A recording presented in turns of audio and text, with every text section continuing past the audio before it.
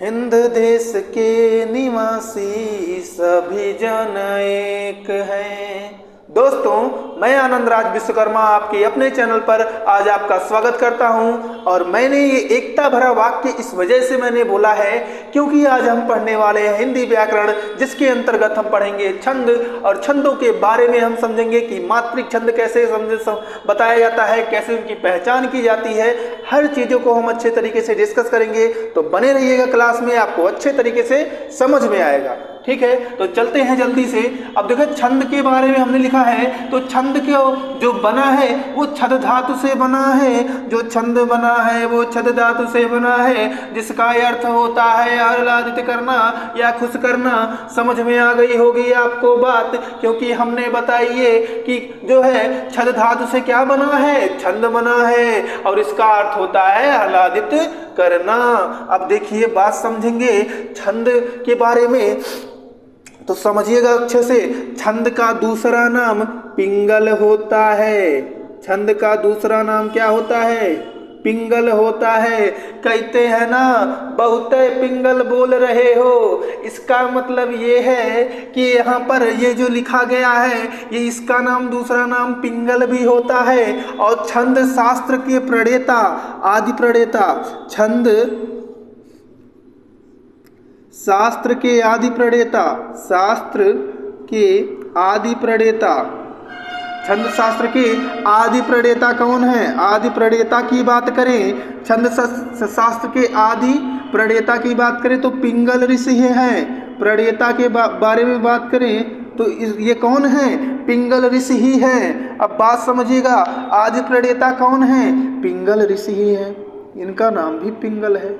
ये पिंगल ऋषि थे है नहीं थे, पिंगल ऋषि थे। पिंगल ऋषि थे, ठीक है, पिंगल ऋषि थे। अब देखिएगा, बात समझिए आगे। अब हो गया कि छंद शास्त्र के आदि प्रणेता पिंगल ऋषि हैं, और हम अब समझेंगे कि इसमें जो छंद के अंग हैं, बात समझिएगा, छंद के अंग के बारे में समझेंगे। तो छंद के अंग के बारे में हमने कहीं कहीं आपको बताएंगे 8 भी लिखाएंगे, कहीं कहीं 6 बताएंगे, लेकिन हम इसको जो है यहाँ पर मात्रा और वर्ण एक में रहता है, 6 उस हिसाब से हो जाएंगे, लेकिन हमने मात्रा को बढ़ा करके 7 कर दिया है, तो कोई दिक्कत मत लेना। तो पहला है वर्ण, मात्रा, गति, यति, तुक, चरण, गण। अब ये सभी हैं छंद के अंग। तो आपको हम समझाएंगे, बताएंगे कि वर्ण क्या होता है। आपको पता होगा, ध्वनि की छोटी इकाई को वर्ण कहा जाता है। आपको पता होगा, छोटा या बड़ा या छोटी से इमली बड़ी खट्टी, ये भी तो ई से है, यानी वो भी तो है वर्ण। और मात्रा की बात करें, ये अच्छे तरीके से समझिएगा, क्योंकि मात्रा का अहम रोल होता है छंद में। तो मात्रा की बात करें तो एक लघु होता है, एक होता है गुरु, एक होता है लघु, एक होता है दीर्घ। बात समझिए, दीर्घ यानी लघु ही बात है। अब देखिएगा, अगर गुरु की बात करें, उसको एक से दर्शाते हैं, मतलब एक मात्रा। और जो दीर्घ होता है, गुरु को लघु को दर्शाते हैं एक से, और गुरु को दर्शाते हैं 2 से, मतलब कि वो दीर्घ के रूप में होता है। और 2 को यश के रूप में भी लिखते हैं। इसको कहते हैं वार्तुल रेखा। इसको कौन सी रेखा कहते हैं? वार्तुल रेखा। इसको बोलते हैं वार्तुल रेखा।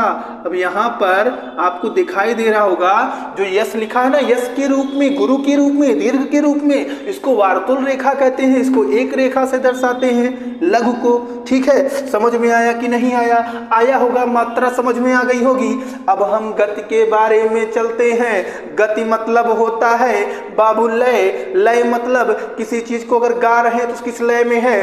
दोहा होगा तो अलग लय, सोरठा होगा तो अलग, तो यही तो गति है। अब जैसे हम पढ़ते हैं, यहां लिखा है हमने, पवन तनय संकट हरन मंगल मूर्ति रूप, राम लखन सीता सहित हृदय बसहु सुरभूप। हनुमान चालीसा शुरू हो गया। अरे छोड़ो, अब देखो, पवन तनय संकट हरण अमंगल मूर्ति रूप राम लखन सीता सहित हृदय बसहु स्वरूप। बाबू रे, ये देखिएगा यति, इसका मतलब इसका गति किस प्रकार से था, तो उसी प्रकार हर चीज का अलग अलग अब गति के रूप को देखा जाता है। अब समझते हैं यति के क्या होती है। गति समझ में आ गया। यति को, यति मतलब विराम समझिए, जहां हम सांस लेते हैं रुकते हैं उसको यति कहा जाता है। जैसे पवन तनय संकट हरण, कामा रुके, मंगल मूर्ति रूप, और फिर राम लखन सीता सहित, फिर रुके, हृदय बसहु सुरभूप।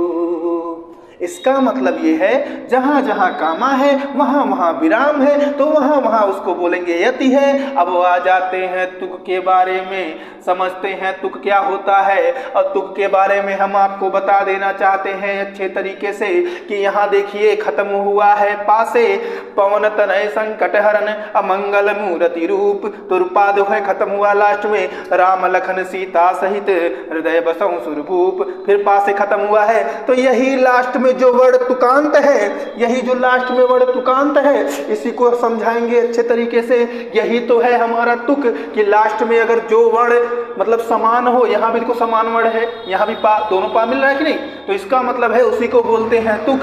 और अगर चरण की बात करें तो बाबू, पवन तनय संकट हरण, यहाँ तक हो गया एक चरण, मंगल मूर्ति रूप दूसरा चरण, फिर राम लखन सीता सहित तीसरा चरण, हृदय बसहु सुरभूप चौथा। मतलब कामा देखो लगा है ना, 1 2, ये पहला ये दूसरा, उसके बाद ये तीसरा ये चौथा। चलो आपको चरण समझ में आ गया।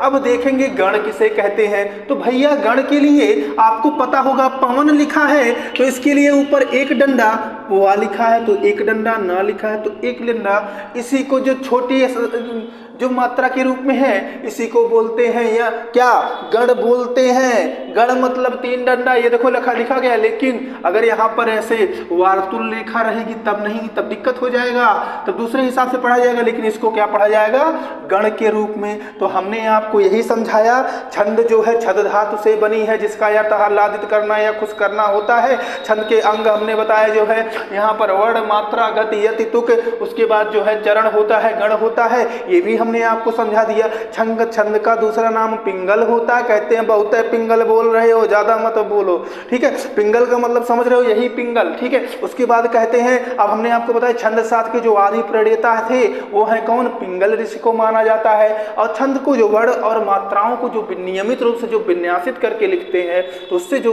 भाव यहाँ पर होता है उसको छंद कहा जाता है। अब अगर हम जो है आगे समझेंगे छंद के, मात्रिक छंद के बारे में, वर्णिक छंद होता है, मात्रिक छंद होता है, लेकिन हम मात्रिक छंद को बताएं क्योंकि इंपॉर्टेंट इसमें से कुछ पूछे जाते हैं। तो अगर हम यहाँ पर इसको मिटा दे, थोड़ा जगह हो जाए।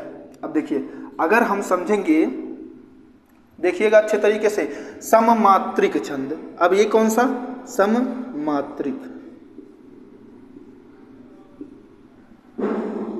सममात्रिक हो गया, ठीक। अब ये कौन होगा, ये हो गया अर्ध सममात्रिक, अर्ध सममात्रिक।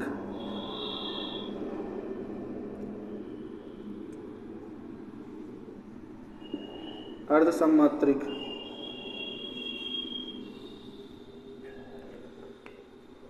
अर्ध सममात्रिक। अब इसको थोड़ा और नीचे कर लेते हैं, जगह नहीं क्योंकि ये हो गया विषम मात्रिक। कौन हो गया, विषम मात्रिक। ये हो गया विषम मात्रिक।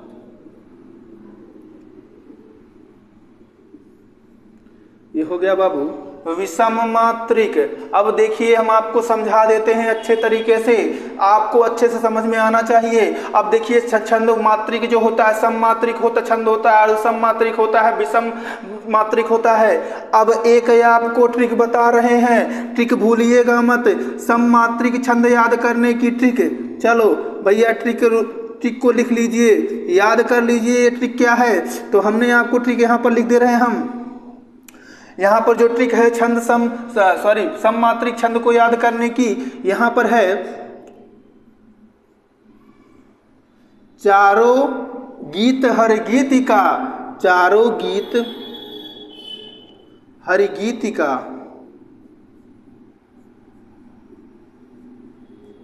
चारों गीत हरि गीतिका, चारों गीत हरि गीतिका। ये है आपको सममात्रिक छंद याद करने की ट्रिक। अब ये ट्रिक है तो ट्रिक के माध्यम से हम आपको समझाते हैं सममात्रिक को। अब देखो जैसे चा लिखा गया है बाबू, तो चा से होगा चौपाई, चा से होगा चौपाई, चा से होगा चौपाई। अब लिखा गया है रो, उसके बाद है रो, तो रो से हो जाएगा रोला, रो से हो जाएगा रोला, रो से हो गया रोला। उसके बाद रौला नहीं रोला बाबू। अब गीत है तो गीत से गीतिका, गीत है तो गीत से गीतिका, गीत है तो गीत से गीतिका। अब देखिए हरि गीतिका लास्ट में है तो वही पूरा रहेगा हरि गीतिका, हरि गीतिका पूरा रहेगा भैया, हरि गीतिका हो गया। चलो ये भी हो गया आपका।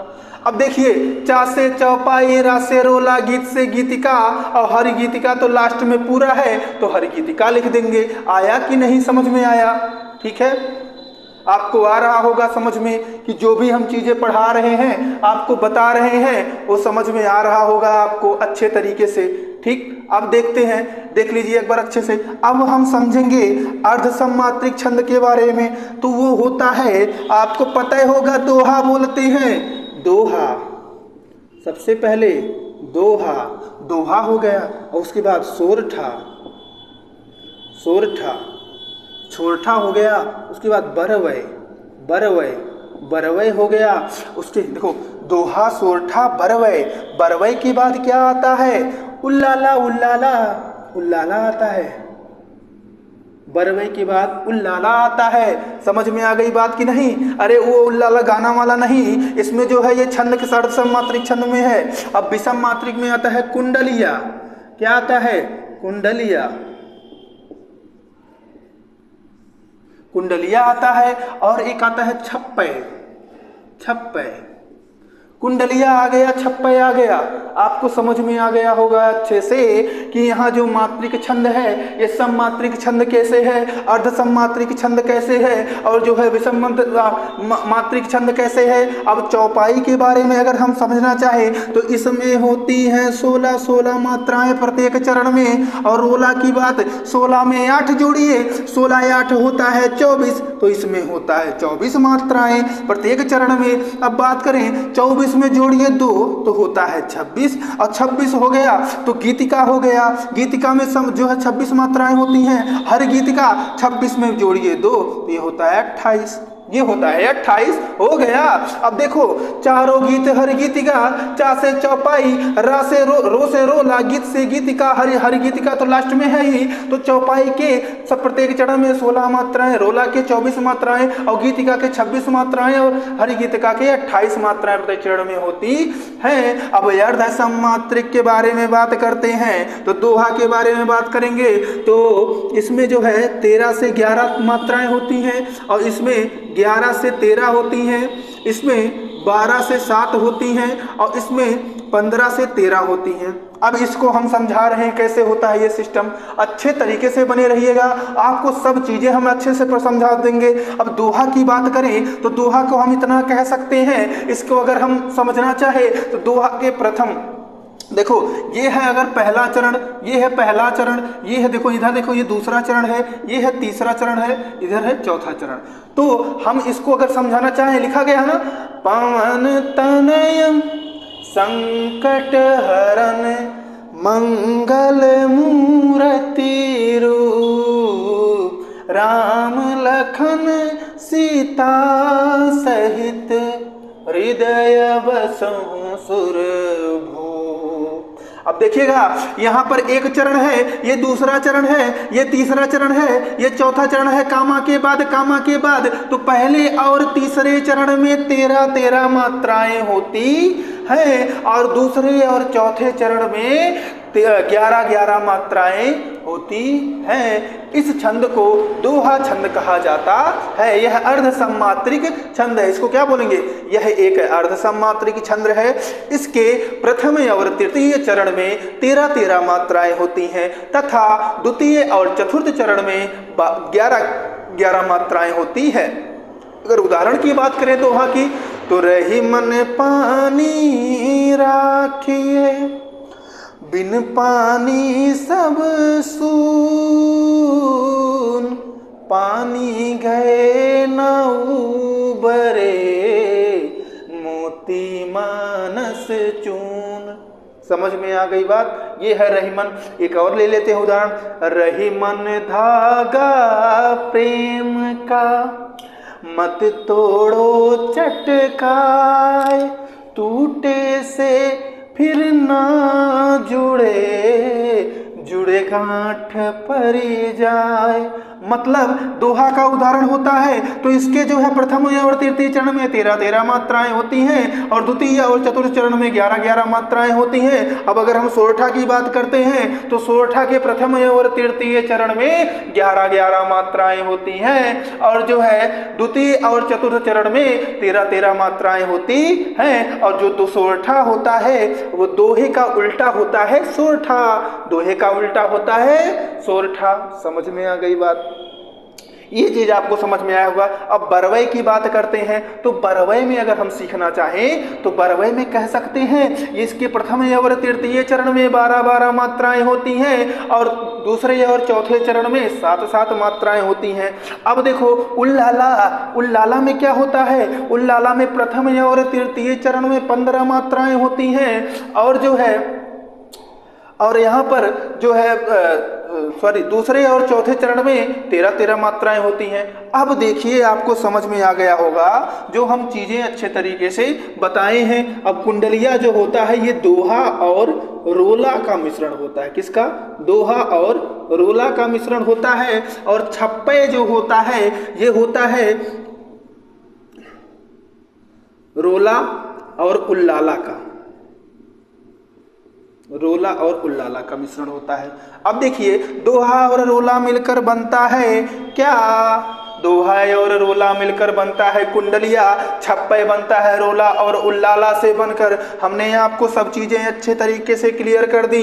भैया ये होता है वार्तुल रेखा छंद के अंग। अगर बताएं तो मुख्य 6 होते हैं, कहीं कहीं 8 बताया जाता है। अब अगर हम बात करें, हम 7 लिए हैं, क्यों? मात्रा और वर्ण एक में लिखा जाता है। अब वर्ण हो गया, मात्रा हो गई, गति हो गई, यति हो गई, तुक हो गया, चरण हो गया और गण हो गया। अब अगर बात करें हम पिंगल तो इसका दूसरा नाम छंद का पिंगल भी है। छद धातु से ये बना है। इसका मतलब होता है आह्लादित करना, खुश करना। और अगर हम छंद के शास्त्र के आदि प्रणेता को जाने तो उनका नाम है पिंगल ऋषि, जिनके नाम पर ही पिंगल कहाँ पर यहाँ पर दिया गया है। और अगर हम बात करें मात्रिक छंद के बारे में तो 3 हैं वो, सममात्रिक, अर्धसममात्रिक और विषममात्रिक। और सममात्रिक के बारे में अगर हम जानना चाहें तो उसकी एक हमने ट्रिक दी है, जबरदस्त ट्रिक है, इसको ध्यान से रखिएगा। चारों गीत हर गीतिका, चारों गीत हर गीतिका। इसका मतलब ये है चा से चौपाई, रो से रोला, गीत से गीतिका, हर गीतिका तो वो हो गया। और चौपाई में चरण में 16 मात्राएं, रोला में सभी चरण में 24, गीतिका में 26, हरि गीतिका में 28, दोहा आ गया अर्धसममात्रिक में। दोहा में प्रथम और तृतीय चरण में 13-13 मात्राएं और जो है द्वितीय और चतुर्थ चरण में 11-11 मात्राएं। सोरठा में प्रथम और तृतीय चरण में 11-11 मात्राएं और द्वितीय और चतुर्थ चरण में 13-13 मात्राएं। बरवा में प्रथम और तृतीय चरण में 12-12 मात्राएं और उसके बाद जो है तृतीय, अब यहाँ देखो प्रथम और तृतीय चरण में 12-12 मात्राएं और द्वितीय और चतुर्थ में 7-7 मात्राएं। उल्लाला में 15। अब देखो उल्लाला का आ गया, उल्लाला हंसी आ रही है। अब देखो उल्लाला अगर आ गया तो इसमें जो है प्रथम और तृतीय चरण में 15-15 मात्राएं और द्वितीय और चतुर्थ चरण में 13-13 मात्राएं। कुंडलिया दोहा और सोरठा से मिलकर है। और देखो छप्पे है जो रोला और उल्लाला का मिश्रण है। अब आपको समझ में आ गया होगा कि ये सभी चीजें जो है, जो भी छंद से चीजें अच्छे तरीके से थी, हमने आपको अच्छे तरीके से बताया जो भी चीजें यहाँ पर थी। ठीक है, तो उम्मीद करूंगा आपको कुछ ना कुछ इसमें से जरूर समझ में आया होगा कि क्या यति होती है, क्या गति होती है। वर्ण को आपको पता है, वर्ण क्या होता है, छोटा या बड़ा है। मात्रा क्या होती है, छोटी बड़ी मात्रा होती है, बड़ी मात्रा होती है। गति क्या होता है, जिस हिसाब से गति की यति क्या होती है। यति देखो यहाँ पर रुकते हैं, विराम का अर्थ है। तुक क्या होता है, तुक देखो लास्ट में देखो पा से खत्म हो रहा है, ये भी देखो पा से खत्म हो। जैसे कहीं कभी ऐसे नहीं होता कि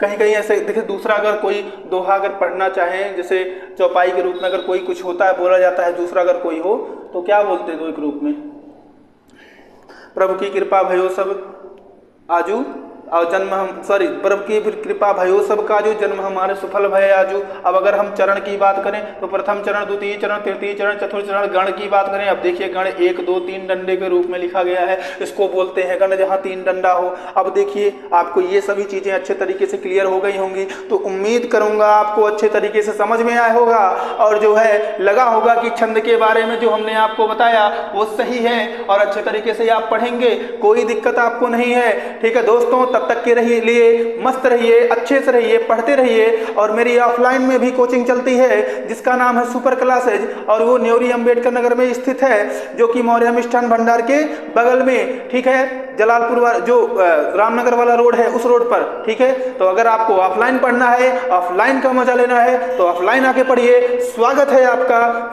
फिर मिलेंगे अगले वीडियो में। हम नेक्स्ट वीडियो में जो भी इंद्रवज्रा से संबंधित या फिर कुछ भी चीजें जो टॉपिक छूट गई हैं, वर्णमात्रिक छंद, वर्णिक छंद के बारे में, उन सभी चीजों को हम अच्छे तरीके से डिस्कस करेंगे। तब तक के लिए मस्त रहिए, बाय बाय, अच्छे से रहिए।